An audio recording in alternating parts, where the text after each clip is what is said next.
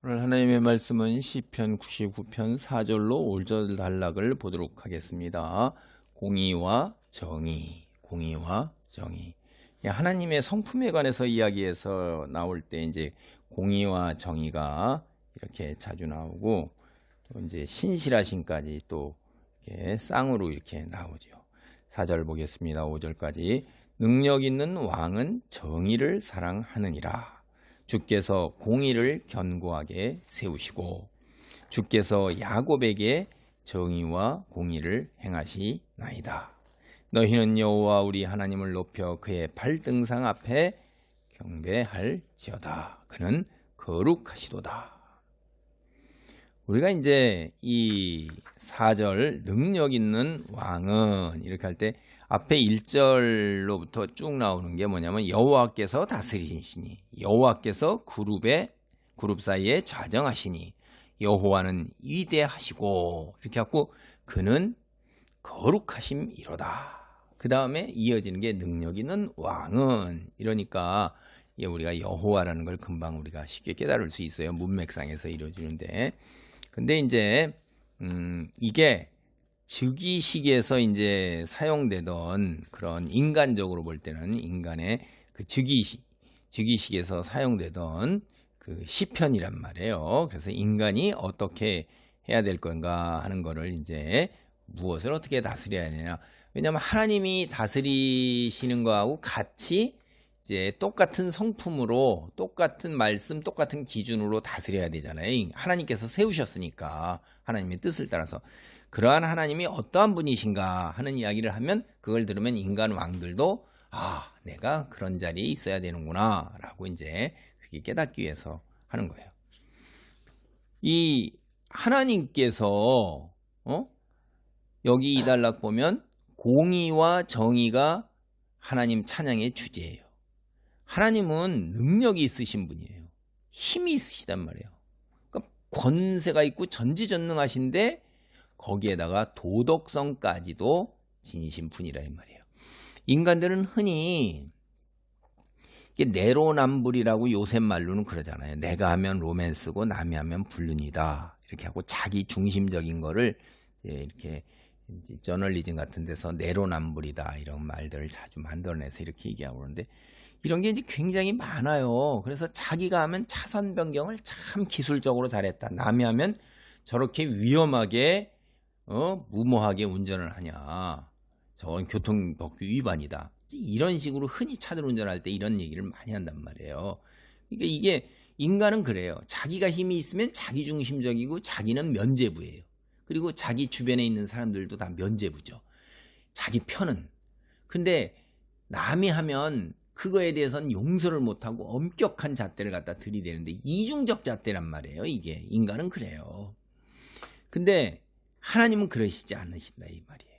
근데 여기에 나온 정의라고 번역되는 단어는 법정에서 판결을 내리는 거하고 연관되는 법정적인 용어예요. 공의는, 이게 공의라는 말을 여러분 잘 보세요. 이런 말들이 이제 우리가 해석하기가 굉장히 어렵단 말이에요. 내가 관념적으로 잘 와서 닿질 않아요. 공의하면 이렇게 생각하셔야 돼요. 옳고 그름인데 무엇이 옳고 무엇이 그르냐, 그것은 이미 선언된 하나님의 말씀을 기준으로 한다는 거예요. 그게 공의예요. 그러니까 잊어버리지 마세요. 공의는 하나님의 말씀, 율법, 토라, 모세오경, 줄이면 십계명, 아주 더 줄이면 하나님 사랑과 이웃사랑, 이걸 가지고선 내가 한 모든 것에 옳고 그름이에요. 그걸 순종했으면, 지켰으면 옳은 거고, 그렇지 않으면 그른 거예요. 악이라 이 말이에요. 하나님 사랑, 하나님을 믿지 않았으면 악, 그런 거예요. 이웃을 사랑하지 않았으면 악. 간단해요. 근데 이 기준이 딱 해서 변함이 없어요. 이거는 믿는 자 하나님의 자녀이고 백성이라 할지라도 그렇단 말이에요. 그래서 이렇게 성경에 보면 정의와 공의가 판결을 내릴 때에 이미 선언된 기준으로 옳고 그름을 판결한다. 그게 정의예요. 이게 하나님의 기본적인 성품이란 말이에요. 제가 거듭 얘기했지만 세상 왕들은 자신의 능력을 자랑해요. 근데 하나님, 그들하고 비교도 할 수 없는 어마어마한 우주적 능력을 갖추신 여호와는 자신의 능력을 뽐내지 않고 오로지 공의와 정의를 사랑한다. 이거 일관되게 그렇게 하신다는 것을 오히려 내세우신다 이 말이에요. 예, 하나님은 정의를 사랑하시고 공의를 견고하게 세우시는 분이십니다. 이건 시편에서 뭐 수없이 얘기해요. 하나님은 세상에 공의와 정의가 세워지도록 노력하시는 분이 아니에요. 그냥 공의와 정의로 세상을 다스린다 이 말이에요. 그러니까 세상에 공의와 정의가 세워지도록 당신이 온 세상 사람들을 뭐 이렇게 저렇게 뭐 하고 뭐 상황을 만들고 이런 분이 아니라 당신께서 그냥 그렇게 다스려 나가시는 거예요. 공의와 정의가 통치 기준이라 이 말이에요. 주님은 이스라엘을 다스릴 때 뭘로 하셨어요? 공의와 정의로 하신 거예요. 특히 여러분 바벨론으로 끌려와 가지고선 이제 자기들이 왜 바벨론으로 끌려왔는가? 하나님을 믿는데 하나님을 믿지 않는 이들에게 국가가 멸망해가지고 대부분의 사람들이 다 죽고 살아남은 자들이 끌려와가지고 노예로 살아가고 있단 말이에요. 이게 아니 하나님이 살아계시고 하나님이 살아계시는 세상에서 하나님이 다스리는데 하나님의 자녀가 하나님을 믿지도 않고 알지도 못하는 이방 민족들이 끌려와서 노예로 있다는 게 이게 말이 되는 거예요. 그게 말이 됩니까? 말이 안 되는 거죠. 생각해 보세요. 부모가 멀쩡히 있어요. 근데 부모가 없는 애들한테 부모가 멀쩡히 있는 애들이 부모가 끌려가갖고 거기서 노예로 살아요. 여러분 그게 말이 됩니까? 걔들이 끌려간 애들이 보면 아니 우리 부모가 멀쩡히 살아있는데 내가 왜 이렇게 끌려? 우리 부모가 친부모가 아닌가 보네? 아니 우리 부모는 가짜인가 보네? 내가 부모가 계신 줄 알았는데 아니네? 없네? 이렇게 생각할 수밖에 더 있겠냐 이 말이죠. 비유적으로 들면 그렇다는 거예요. 그래서 이들이 기가 막힌 거죠. 깨달은 게 뭐예요? 너무너무 특별한 의미를 지닌 거예요. 이 말은 그들이 바벨론 포로로 끌려온 사람들에게 주께서 능력 있는 왕이 정의를 사랑하고 공의를 견고하게 세우시고 야곱에게 이스라엘 백성을 야곱이라고 칭합니다. 12지파 거기서 나왔죠. 정의와 공의를 행하시나이다. 그러니까 정의와 공의 이미 선포된 신의 산 언약 때 선포된 하나님의 말씀을 기준으로 해서 정의 판결을 내리신다 이 말이에요. 그러니까 거기에 기준에 자기들이 어떻게 했어요? 하나님 사랑하지 못했죠. 세상 우방신 이방신들을 따라 섬겼잖아요. 음란하게. 그 다음에 이웃사랑 했어요? 못했어요. 여호와 하나님은 정의를 사랑하시고 공의를 견고하게 세우시는 분이라는 얘기를 다시 제가 말씀드립니다. 그래서 하나님이 세상에 공의와 정의가 세워지도록 그 하나님의 사역이 그런 게 아니라 공의와 정의로 세상을 다스리는 전능자이세요. 이미 무엇을 만들어 가려고 그러시는 분이 아니라 이 말이에요.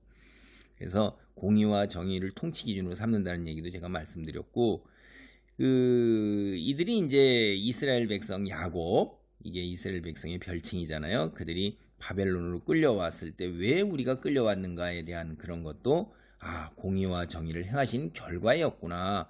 우리가 죄를 지었으니까 하나님께서 두고두고 우리를 이렇게 사사기 시대로부터 아수르에 멸망하고 바벨론에 멸망할 때까지 얼마나 오랜 세월 동안 참으시고 많은 선지자들을 보내서 일깨우셨는가 하는 것을 깨달은 거예요.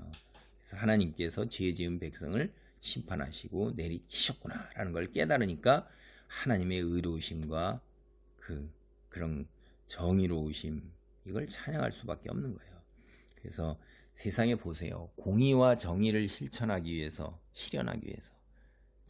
당신의 자녀 삼으신 여호와 언약 백성까지도 내리치시는 분이 어디 있어요? 그런 신은 없죠. 무조건적 자기 안으로 인간이 만들어낸 신은 다 그래요. 존재하지도 않지만 존재하지 않는 상상 속의 신입니다. 만들어낸 거예요. 그런 신은 다 그러니까 자기 편이에요. 내로남불처럼 자기는 무조건 다 용서받는 거예요. 말도 안 되는 엉터리 같은 도덕성도 없는 신들인데 하나님은 자기 백성을 편애해서 그들이 어떤 죄를 짓든 간에 상관하지 않는 분, 그런 분이 아니시란 말이에요. 그런 신이 아니에요. 전지전능하신 정말로 유일하신 참신이기 때문에 누구도 선포된 기준에 어긋나면 죄값을 치러야 되는 거예요. 그래서 세상 사람들에게 주님의 발등상 앞에 엎드려 주님의 거룩하심을 경배하라고 그래서 얘기하는 거예요. 성전에 있는 법궤, 그건 하나님 세상 통치의 그리고 임재의 상징이에요. 그게 시은자 그룹이 이렇게 딱 가리고 있는 게 그게 임재의 상징이었고, 법궤를 주님의 발등상이라고 이제 성경에서는, 왜냐하면 임재의 상징이니까 그 법궤가 그렇게 비유를 하는 것입니다. 성경은 성전과 예루살렘도 하나님의 발등상에 지나지 않는다고 하세요. 하나님을 다 담을 수가 없는 거고, 하나님의 그 영광 혹은 하나님의 전지전능하심과 그 무소부재하심에 대해서 이제 그렇게 표현을 하고 계시는 것 중에 비유가 되는 거죠. 이 세상은 어쨌든 하나님이 계시는 곳이 아니라는 거죠. 발등상 정도에 지나지 않는다는 얘기를 하는 겁니다. 기도합니다. 할렐루야. 하나님 감사합니다. 하나님 정말로 무섭고도 두려우신 분이십니다. 정의와 공의로 아버지 하나님의 세상을 다스리시고 모든 이들을 정의와 공의로 아버지 하나님이여 판단하시고 처벌하시는 하나님 높여 발등상 앞에서 경배하고 우리가 하나님의 정의와 공의의 기준에 합당한 삶을 살 수 있도록 성령을 간구하는 놀라운 믿음의 소유자가 되도록 축복하옵소서. 예수님의 이름으로 기도하옵나이다. 아멘.